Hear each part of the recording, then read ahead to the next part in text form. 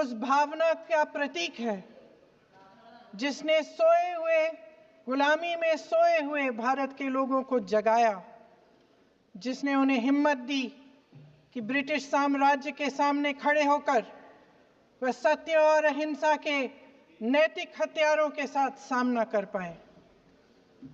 आज ये चर्चा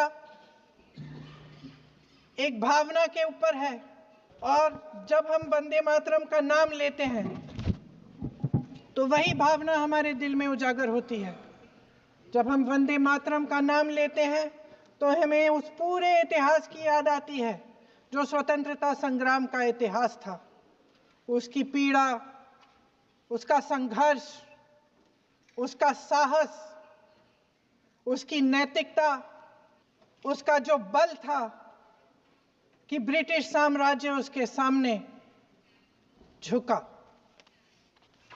अध्यक्ष महोदय, वंदे मातरम उस आधुनिक राष्ट्रवाद की अभिव्यक्ति है जिसने भारत के लोगों को एक राजनीतिक और नैतिक आकांक्षा से जोड़ा, जिसने भारत के लोगों को एक साझा नियति के उत्तराधिकारी, एक साझा भविष्य के निर्माता के रूप में देखा।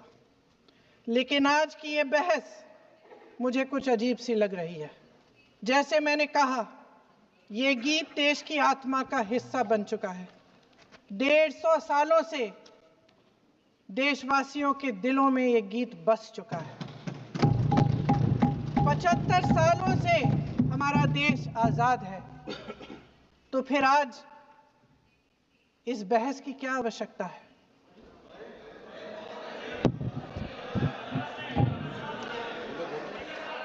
हमारा यहां मकसद क्या है? जनता से हमें दिया गया दायित्व, जनता का विश्वास, उनके प्रति हमारी जिम्मेदारी, हम किस तरह से इसका इस्तेमाल कर रहे हैं, हमें ये सोचना चाहिए। क्योंकि अब इस मोड़ पर हम इस सदन में अपने राष्ट्रगीत पर भी बहस करेंगे, क्योंकि इन्होंने कभी खोला ही नहीं। आज मैं क्योंकि ये संविधान जो राहुल जी सब तरफ दिखाते हैं सर, शायद इन्होंने इसके 2 पन्ने भी खोलकर नहीं देखे।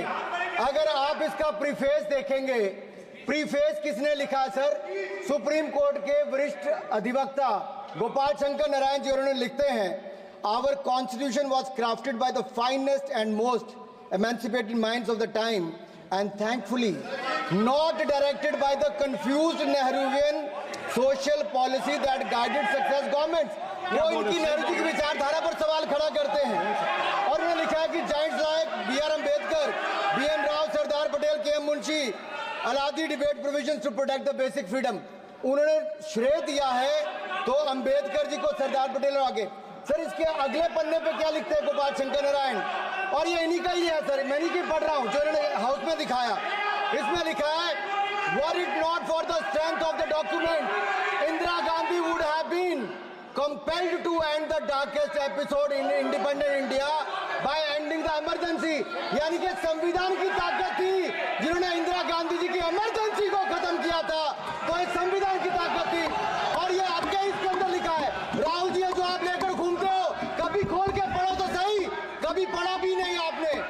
और इसमें आगे लिखा है सर, आप चेयर को बोलो, अधिकार दिया है, चेयर को बोलो, माननीय सदस्य चेयर को। जी अध्यक्ष जी, ये जो राहुल जी कॉपी लेकर घूमते, इसी पे लिखा है कि इंदिरा गांधी जी की यातनाएं और इमरजेंसी को खत्म किया तो बाबा साहब अम्बेडकर के संविधान ने गरीब से गरीब व्यक्ति को उसका काम दिया। सर आप इसके प्रीफेस पे जाइए, सर आप इसके प्रीफेस के बाद फॉरवर्ड जो लिखा सर, ये भी सुप्रीम कोर्ट के बहुत बड़े वकील है, उन्होंने क्या लिखते हैं सर कि जब संविधान बना उसके बाद सर, देश आजाद होने के बाद पहले दिन से ही लेजिस्लेटिव और हमारी ब्यूरोक्रेसी सर, हमारी दोनों ने ही जुडिशरी के साथ सींग फंसा के रखे, जुडिशरी को नीचे दिखाने की बात की।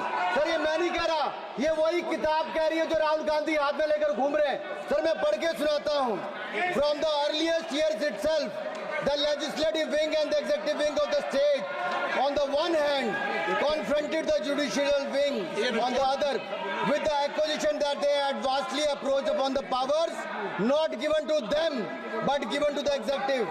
The then law minister on 28 October 1976 कौन रिकॉर्ड करे issued a strident warning to the judges of the Supreme Court. Speech बोल रहे And हैं I quote, sir, मैं quote कर रहा हूँ. An atmosphere of the confrontation was sought to be created by those whose duty it was to see that they did not encroach upon the field which did not legitimately belong to them. Nothing should be left undone now to ensure that such a situation did not recur. If even after the amendments confrontation continues, then I think it will be a bad day for the judiciary. ये कौन कह रहा है? उस समय के law minister कह रहे हैं. और क्या कहते हैं sir? Again, we are trying to save them from the temptation to intrude into the powers which do not belong to them. What we are doing today is not to save the people from the judges. ये कह रहे हैं, we are trying not to save the people from the judges, but really enabling the judges to save them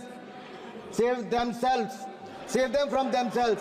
This was said during the emergency which hit the nation like tsunami and brought about the realization and the constitution could not be subverted.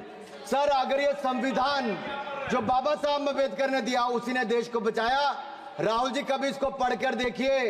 Gandhi परिवार और Congress party का पूरा कारनामे इसके अंदर लिखेंगे, कैसे आपने धज्जियां उड़ाई. एक तो एक.